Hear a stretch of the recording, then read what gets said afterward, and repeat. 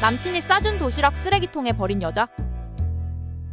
여친이 연영과 입시생이라 다이어트로 데이트 때도 여친은 샐러드만 먹는 편임. 166에 50kg 좀 안 됨. 내가 항상 너 말라서 뺄 필요 없다 좀 먹어라 해도 학원에서 대학 떨어지면 살 때문이라 했다 함. 오늘 대학 합격 발표 났는데 예비 떠서 여친이 많이 속상해함. 위로해주고 싶어서 좋아하는 음식 좀 싸주려고 전화해서 먹고 싶은 거 있냐 함. 여친은 그런 걸 왜 만드냐, 절대 만들지 말라고 핀잔을 줌. 말은 그렇게 해도 좋아할 거라 생각했음. 그렇게 1단 오므라이스, 불고기 주먹밥, 2단 오리 주물럭, 만두, 튀김, 3단의 과일, 떡을 싸서 정성스럽게 만들었음. 여친 집에 가져갔더니 여친은 내가 아무것도 먹으면 안 된다 하지 않았어? 오늘도 사과랑 고구마만 먹어서 배고픈데 밤에 왜 이런 걸 들고 와? 했음. 너 우울해하길래 만들었다. 배고플까봐 생각해서 쌌는데 좀 좋아해주면 안 되냐 했음. 여친은 싸준 건 고맙지만 도로 갖고 가. 라고 함. 난 두고 갈 테니 아침에라도 데워 먹으라고 했음. 그런데 여친이 내가 분명히 아무것도 안 먹는다 했는데 왜 이런 걸 가지고 와서 사람 짜증나게 해?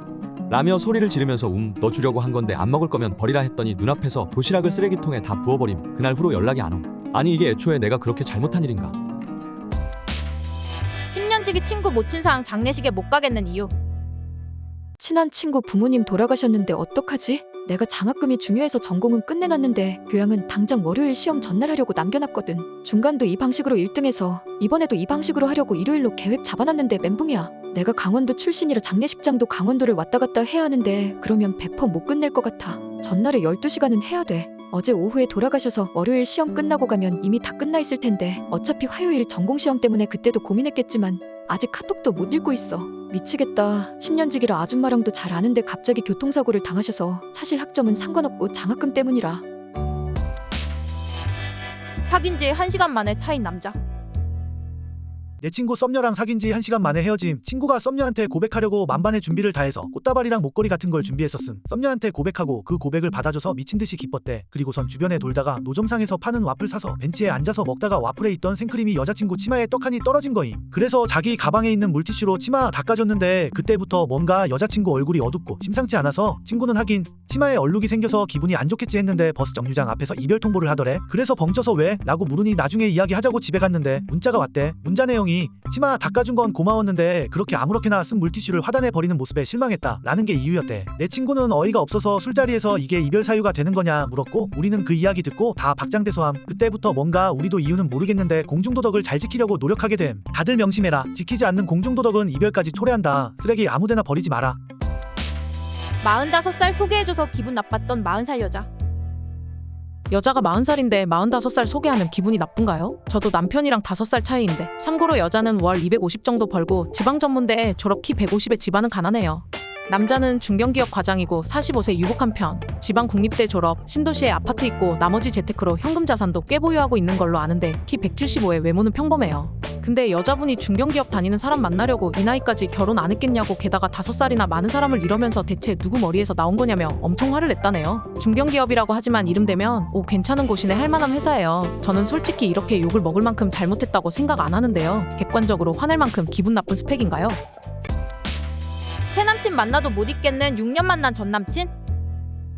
6년을 가족처럼 지냈었어요. 서로 밑바닥까지 보고도 그놈의 정 때문에 못 헤어졌었죠. 나이가 30대 중반이 돼서 결혼식을 준비하다 합의하에 우린 결혼하면 이혼이다. 그 전에 정리하자 하고 힘들게 헤어졌습니다. 전 남친은 저희 엄마 장례식도 같이 해줬고 지내온 시간만큼 깊은 사이였습니다. 헤어진 지 5개월인데 연락이 와요. 서로 친구같이. 그러던 중 새 연애를 시작한 지 20일이 되었어요. 현 남친이 기다려줄 테니 마음 정리 다 되면 자기한테 와달라고 해서 저도 잊은 줄 알고 만나기 시작했어요. 근데 진짜 만날수록 전 남친과의 반대 성향이라 이럴 땐 왜 이렇지? 뭘 먹을 때도 다르고 위로 방식도 다르고 길들여진 게 이래서 무서운 건가? 다시 돌아갈 맘 없는데 새 연애를 시작하니 헤어진 남친이 왜 이제야 생각나는 걸까요? 새 남친은 모든 면에서 괜찮은 사람인데 익숙함이 무서운 건지 지금 이 연애가 설레고 좋은 건지도 모르겠고 답답하네요.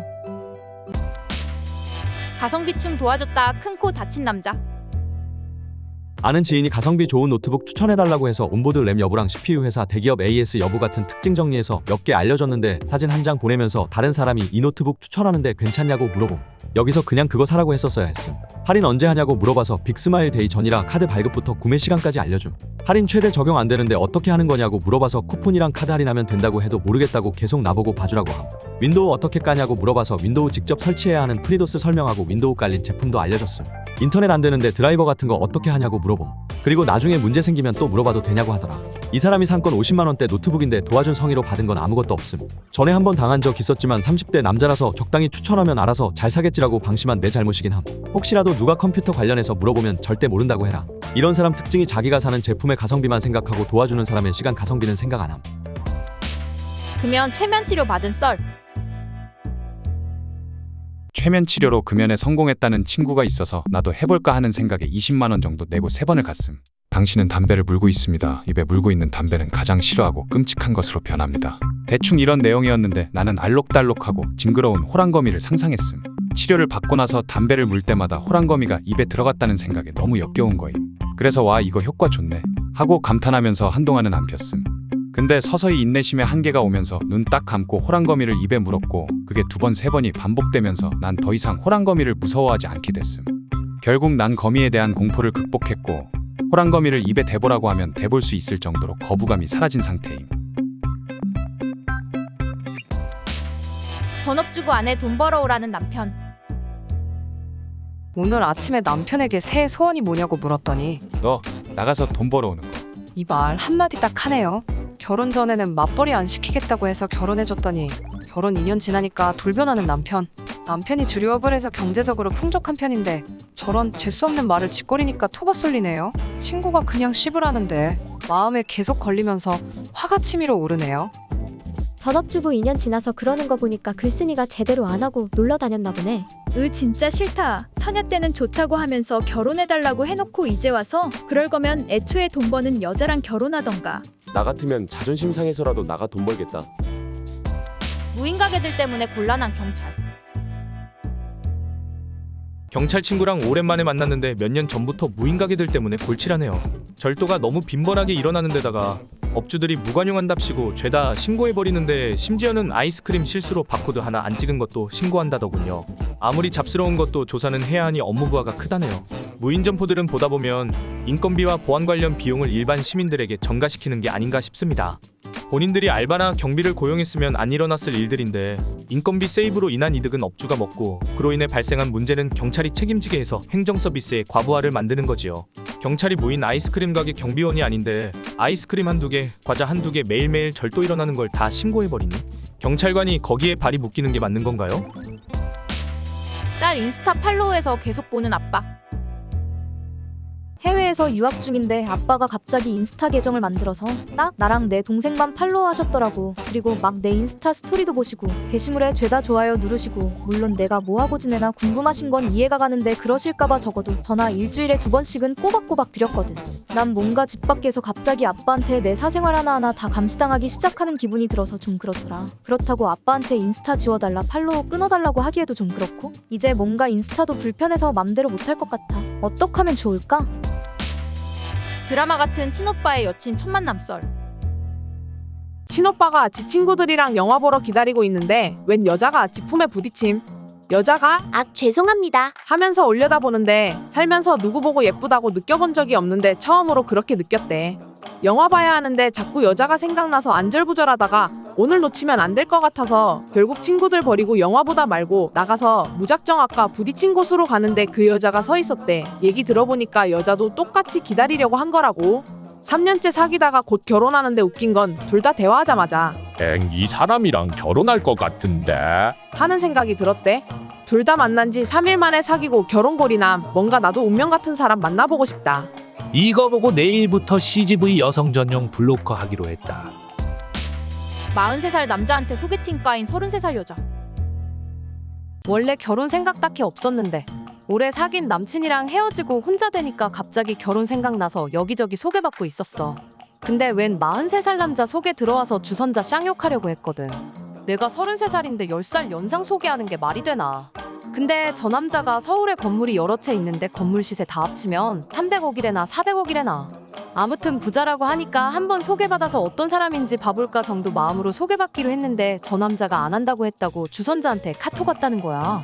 43살 남자한테 까인 거 자존감 급하락하고 내가 어쩌다 이 지경까지 왔나 생각까지 들더라고. 친구든 가족이든 누구한테든 이런 얘기 하긴 싫고 어디서라도 풀어야 하니까 여기서라도 글 쓰는 거야. 진짜 그냥 인생이 하락하는 느낌이야. 자존감 떨어지네 진짜. 여친네랑 상견례하고 파혼이기 온 형. 지난 주말에 친형이 6년 만난 여친네랑 상견례를 함. 식은 양가 합의하에 소규모로 치를 예정이었는데 문제는 혼수임. 형 직장이 분당 쪽에 있어서 아버지가 분당에 아파트 하나 마련해줄 테니 신부 쪽에 출퇴근 및 이동수단으로 그랜저나 소렌토를 해달라고 함. 근데 분위기가 이상하게 바뀌더니 예비 형수 부모님께서 아파트 공동명의 해주면 소나타까진 고려하겠다고 함. 사랑해서 결혼한다곤 하는데 돈 앞에서 인상 찌푸리게 되더라. 결론부터 말하면 형 파혼하기로 함. 상견례 이후에 형수 쪽에서 지속적으로 연락 옴. 공동명의가 그렇게 어렵냐, 요즘 남들 다 하는데 왜 안 되냐, 공동명의는 서로 허튼 짓 안 하려고 하는 거다, 너무 돈으로만 생각하는 거 아니냐, 그래서 우리도 차 해준다고 하지 않았냐, 우리 딸도 취업하면 집에 보탬이 될 수 있다. 그 후로 우리 집안은 저쪽에 바로 정 떨어짐. 아버지께서 이런 집안은 상대하는 거 자체가 시간 낭비라며 형을 혼냄. 형 연애 기간이 짧지 않은데도 이런 면을 몰라서 놀라웠음. 대출로 혼수한 걸 예랑이한테 말 안 한 예비 신부.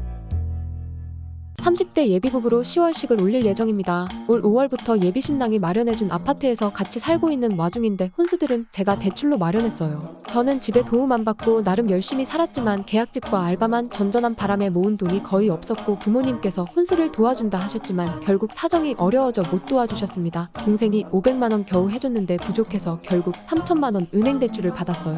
현재 알바를 계속 하고 있고 예비 신랑에게도 결혼해서도 계속 알바를 할 거라고 얘기했기에 월 170 정도 들어오는 금액에서 매달 대출을 갚을 계획이었거든요. 그런데 며칠 전부터 예비 신랑이 서로 돈을 합치는 건 아직 좀 이르니까 대신 결혼 전에 서로 매달 들어오는 금액에서 얼마씩 빼서 같이 모으자는 제안을 했어요.